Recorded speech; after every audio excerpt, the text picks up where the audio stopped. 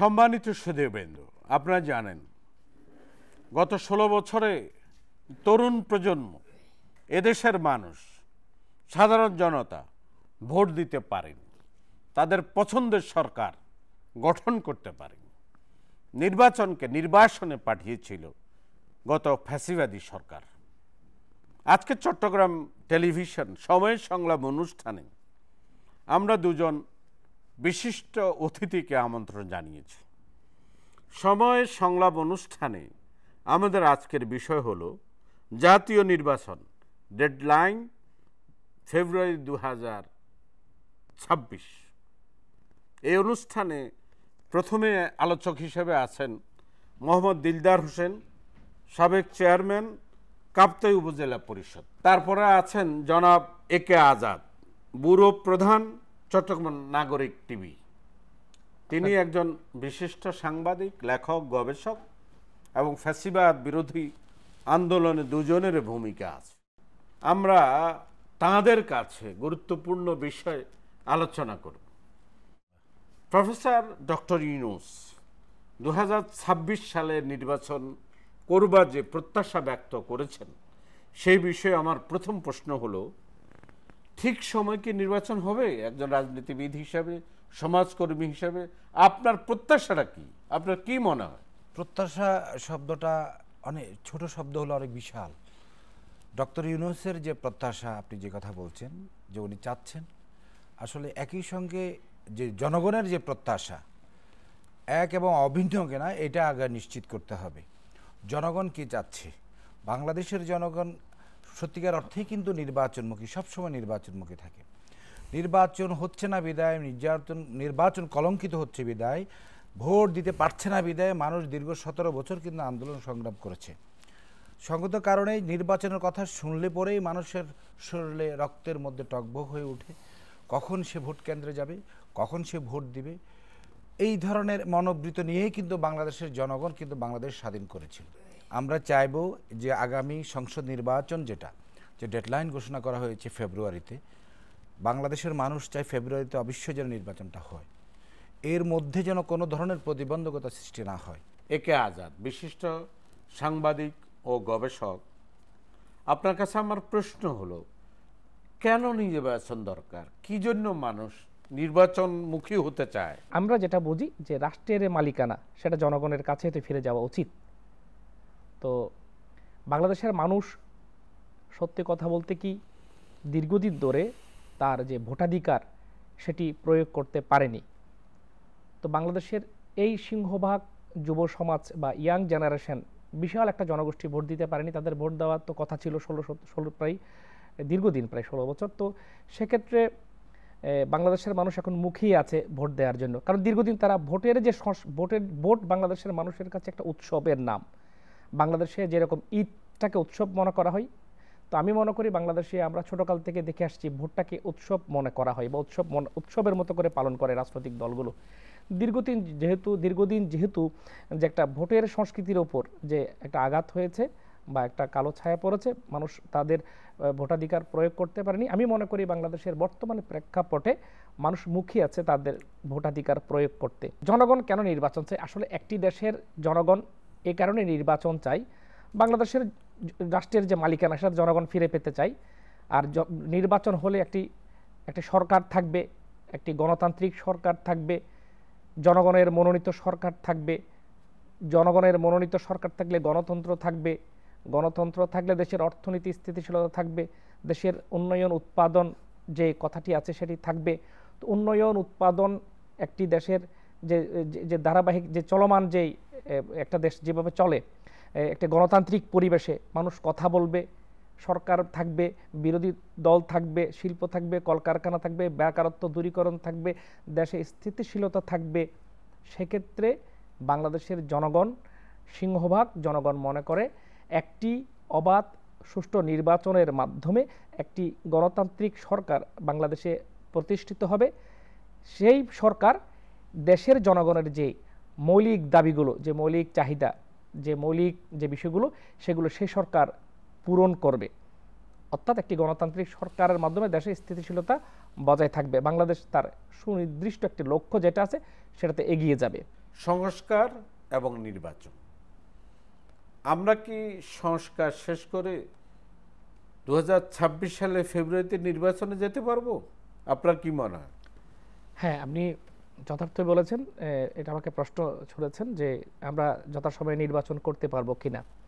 তো আমি মনে করি সরকারের যিনি প্রধান উপদেষ্টা ডক্টর মোহাম্মদ ইউনূস, এরপরে সরকারের আরও বিভিন্ন বিশিষ্টজনরা, দায়িত্বশীলরা ইতিমধ্যে ঘোষণা দিয়েছেন যথাসময়ে নির্বাচন হবে। আপনি যেটা বলেছেন যে ফেব্রুয়ারির দিকে, তাদের যেভাবে তারা বলছেন জোর দিয়ে, আমি আশাবাদী একটা নির্দিষ্ট সময়ের মধ্যে বাংলাদেশে নির্বাচন হবে। আরেকটি আপনি কথা বলেছেন সংস্কার। আসলে সংস্কার অত্যন্ত একটা গুরুত্বপূর্ণ বিষয়। আপনি সংস্কারকে খুব ছোট করে দেখলে হবে না। সংস্কার আসলে একটা গুরুত্বপূর্ণ বিষয়। তবে কথা হচ্ছে এই সংস্কার করতে কি আপনি সময়ক্ষেপণ করছেন কিনা, এটা একটা প্রশ্ন এসে যায়। একটা জনমনে একটি সন্দেহ তৈরি হয়। এই সংস্কার নিয়েও মানুষের মনে সন্দেহ তৈরি হয়েছে। তো প্রথম দিকে তৈরি হলেও পরবর্তীতে সরকারের প্রধান উপদেষ্টা সহ সরকারের দায়িত্বশীলরা যেভাবে জোর দিয়ে বলছেন নির্দিষ্ট সময়ের মধ্যে ভোট হবে, আমি আশাবাদী বা আমি আশা করি বাংলাদেশের নির্দিষ্ট একটা সময়ের মধ্যে ভোট হবে। আমি যেটা গণমাধ্যম কর্মী হিসেবে দেখছি যে সাম্প্রতিক সময়ে একটি ভোটার তালিকা প্রণয়ন হতে শুরু করে, নির্বাচনী কর্মকর্তাদের প্রশিক্ষণ থেকে শুরু করে বেশ কিছু আলামত দেখতে পাচ্ছি যে খুব দ্রুত সময়ে এগুলো করছে নির্বাচন কমিশন। তারা বলছে যে তারা নির্বাচনের জন্য তারা কাজ করে যাচ্ছে। এটি একটা সংস্কার। তবে আমি আশা করছি একজন সাধারণ নাগরিক হিসেবে, একজন গণমাধ্যম কর্মী হিসেবে, তারা অত্যন্ত দ্রুততম সময়ে যে গাইডলাইন দিয়েছেন ওই সময়ের মধ্যে সংস্কার করে একটি অবাধ ও সুষ্ঠু নির্বাচন যেন তারা সম্পন্ন করে। ধন্যবাদ একে আজাদ। আমার এখন প্রশ্ন হলো, মোহাম্মদ দিলদার হোসেন, নির্বাচন কমিশনের কি কাজ করতে হবে আপনার মনে হয়? হ্যাঁ, নির্বাচন কমিশনের কিন্তু অনেকগুলো কাজ রয়েছে, অনেকগুলো হোমওয়ার্ক রয়েছে। ইতিমধ্যেই আমার এই যে আজাদ ভাই বলে দিয়েছেন যে ওরা কিন্তু ভোটার তালিকা হালনাগাদ করা বা আরও অন্যান্য ইত্যাদি যে কার্যক্রমগুলো ওনারা শুরু করে দিয়েছেন। প্রধান উপদেষ্টা নির্দেশনার ভিত্তিতে তারা এই কাজ শুরু করেছেন। তো এখন যে কথাটা হলো, নির্বাচন কমিশনের যে কাজগুলা কথা বলেছেন, একই সঙ্গে উনি বলেছেন সংস্কারের কথাও কিন্তু বলেছেন। সংস্কার বলতে যে জিনিসগুলো বোঝাচ্ছে, আমরা এখনও বুঝি যে কি বিভিন্ন ধরনের বদলিজনিত বিষয়গুলো থেকে আমরা সংস্কার মনে করি। আমাদের কার্যক্রমের মধ্যে কী ধরনের সংস্কার আমরা আনতে পারবো সেগুলো একটা বিবেচ্য বিষয়। আমরা ফ্রি এবং ফেয়ার ইলেকশন করার জন্য আমরা যে জিনিসগুলো রয়েছে, নির্বাচনে যে আইনগুলো রয়েছে, সেটা যদি আমরা সঠিকভাবে প্রণয়ন করি তাহলে সেই ক্ষেত্রেই কিন্তু মূলত আমরা মনে করবো যে কি নির্বাচনটা স্বয়ংসম্পূর্ণ হবে বলে আমরা বিশ্বাস করি। সমষ্টিগতভাবে আইনগতভাবে সংস্কার কতটুকু হচ্ছে সেটা হলো বিবেচ্য বিষয়, এবং আমরা আইনের ভিত্তিতে এবং সংস্কারমূলক কাজগুলো করে আমরা সামনে এগিয়ে যেতে পারবো কি না সেটা আমাদের জন্য সবচেয়ে বড় চ্যালেঞ্জ হলো এই দেশের জনগণ এই কতটুকু নির্বাচনমুখী যখন হবে তখন কিন্তু পাশাপাশি যে কথাগুলো আসছে, বিভিন্ন ধরনের চক্রান্ত, যে বাধা বিপত্তি বা নির্বাচনকে ঘুরিয়ে দেওয়ার, জনগণ কিন্তু সেগুলো প্রতিরোধ করার মতো সক্ষমতা জনগণের অবশ্যই আছে। কিন্তু জনগণের এই প্রতিরোধ বা যে স্পিরিটটা কাজে লাগানোর জন্য যে নির্বাচন কমিশনের যে পদক্ষেপগুলো গ্রহণ করা প্রয়োজন, সেগুলো হলো যে কি আপনার জনগণগুলো যে সঠিক তথ্য উপাত্ত নির্বাচন কমিশন থেকে যেন জানতে পারে, এটা হলো সবচেয়ে বড় কথা। এক, দ্বিতীয় নম্বর কথা হলো নির্বাচন কমিশনার সুনির্দিষ্টভাবে জনগণকে বুঝিয়ে দিবে নির্বাচনের যে বিষয়গুলো রয়েছে, এগুলা কিন্তু তাকে সঠিকভাবে উপস্থাপন করতে হবে মিডিয়াতে, আলোচনার ভিত্তিতে, সমষ্টিগতভাবে, এবং কি সেখানে বিশেষ করে আমাদের নারী ভোটারদেরকে আরও বেশি করে উদ্বুদ্ধ করতে হবে।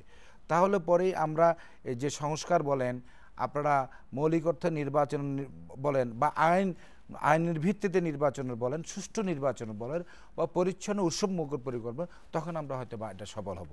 একে আজাদ, দেশের অর্থনীতিকে গতিশীল করবার জন্য, রাজনৈতিক স্থিতিশীলতা আনবার জন্য সবাই ভোটের দিকে তাকিয়ে আছে। যেখানে মব সৃষ্টি হবে, একটি স্থায়ী কাঠামো তৈরি হবে রাষ্ট্র পরিচালনার জন্য, এই বিষয়ে আপনার মতামত? একটি গণতান্ত্রিক রাষ্ট্রে ভোট একটি অপরিহার্য একটি বিষয়।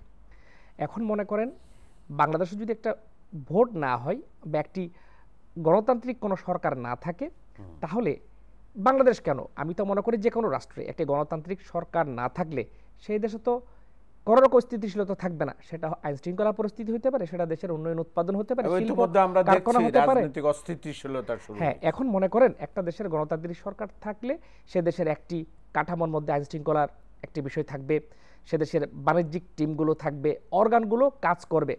আপনি দেখেন একটা গণতান্ত্রিক সরকার থাকলে কিন্তু বিনিয়োগে মানুষ আগ্রহী হয়ে ওঠে, সবাই বিনিয়োগ করতে চাই। তো এখন মানুষ একটা দ্বিধা দ্বন্দ্বে আছে যে বিনিয়োগ করলে কি হবে, যথাসময়ে কি ভোট হবে, আবার দেশে কোনো অস্থিতিশীল পরিবেশ সৃষ্টি হবে, এই যে অনেকগুলো প্রশ্ন সামনে আসে না, তখন বিনিয়োগকারীরা, দেশের শিল্পপতিরা, আপনি শিল্পপতি কথা আমদানিকারকরা বা দেশের বিভিন্ন স্টেক হোল্ডাররা, তাদের বিনিয়োগ করতে তারা ভয় পাচ্ছে, তাদের প্রতি ভীতি কাজ করছে। সেজন্য দেশের অর্থনীতি, দেশের রাজনীতি, দেশের আইন শৃঙ্খলা সহ সব কিছু ঠিক করতে আমাদেরকে অবশ্যই একটি গণতান্ত্রিক একটি সরকার আমাদের দরকার, একটি ভোটের মাধ্যমে একটি নির্বাচিত সরকার দরকার। যদি গণতান্ত্রিকভাবে একটি রাজনৈতিক দল একটি সরকার গঠন করে, তখন প্রতিটি অর্গানগুলো কাজ করবে। আপনার কাছে আমার শেষ প্রশ্ন, মোহাম্মদ দিলদার হোসেন, একটি স্থিতিশীল সরকার গঠন করতে আপনার অভিমতটি কি? হ্যাঁ, আইন শৃঙ্খলা বাংলাদেশ উন্নয়নের পূর্ব শর্ত। একটি রাষ্ট্র, একটি সমাজের উন্নয়ন করতে হলে প্রথমে আমাকে আইন শৃঙ্খলা ঠিক করতে হবে। তো যে দেশের আইন শৃঙ্খলা যত বেশি সুসংহত, সেই দেশ তত বেশি উন্নত। তো সেই ক্ষেত্রে বিবেচনা করতে গেলে আমাদের দেশের আইন শৃঙ্খলাটা আমাদের আরও বেশি উন্নয়ন করা প্রয়োজন। বাংলাদেশের উন্নয়নের জন্য আইন শৃঙ্খলাটা যেমন গুরুত্বপূর্ণ, আগামী নির্বাচনের জন্য আইন শৃঙ্খলা স্থিতিশীলতা ঠিক ততটুকু গুরুত্বপূর্ণ। এটা সবচেয়ে বড় কথা। ধন্যবাদ মোহাম্মদ দিলদার হোসেন, একে আজাদ। আপনাদের অনেক কথার মধ্য দিয়ে একটি স্থিতিশীল সরকার নির্বাচনের মাধ্যমে প্রতিষ্ঠিত হলে জনগণ শান্তি পাবে এবং বিনিয়োগের সমূহ সম্ভাবনা দেখা দেবে এবং দেশ অনেক দূরে এগিয়ে যাবে, এই আশা এবং প্রত্যাশা রেখে শেষ করছি চট্টগ্রাম টেলিভিশনের সময়ের সংলাপ। ধন্যবাদ।